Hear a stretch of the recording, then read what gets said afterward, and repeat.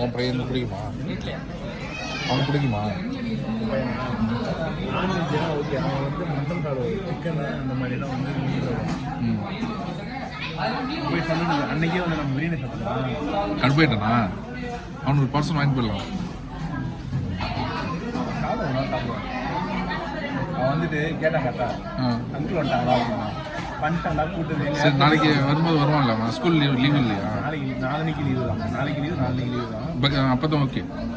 சுத்தகில உடனே சொன்னேன், airport போனீங்களான்னா. Airport எப்படி இருந்தாங்க? சூப்பராக இருந்தாலும் ஆல்ட்ரு பண்ணியிருக்காங்க. இன்டர்நேஷனல் அப்டேட் பண்ணனால நல்லா தான் இருக்குது அப்படின்னு சொன்னாங்க. ஆர்டர் ஓகே அப்படின்னு சொல்லிட்டு அடுத்த கேள்வி என்ன சாப்பிட்டீங்க அப்படின்னு. நான் அந்த கடையில் இருந்து நம்ம சாப்பிட்ருக்கோம். நம்ம சாப்பிட்ருக்கோம். நான் போகும்போது ஒர்க்கை பொறுத்து நான் போவேன். சாப்பிட்டேன்.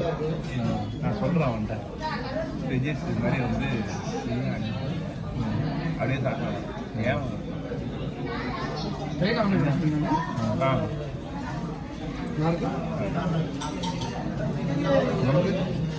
ஏதோ சிக்கன் எதுவும் சொன்னேன், அது சொல்லியிருக்கேன். வருவான்.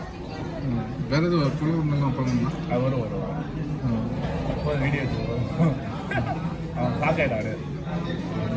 எனக்கு தெரியாது. எனக்கு நைட்டு வந்து கொத்தக்கூட ஆகிட்டு நேற்று முந்தானத்தை அது மாதிரி சாப்பிட்டான்.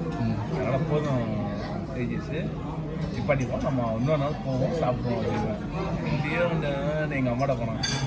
ஐமா அவனுக்கு குட்டி பையன் அவன் அந்தளவுக்கு கண்டுக்க மாட்டான். இவனுக்கு வந்து என்னன்னா அவனும் சாப்பிட மாட்டான்.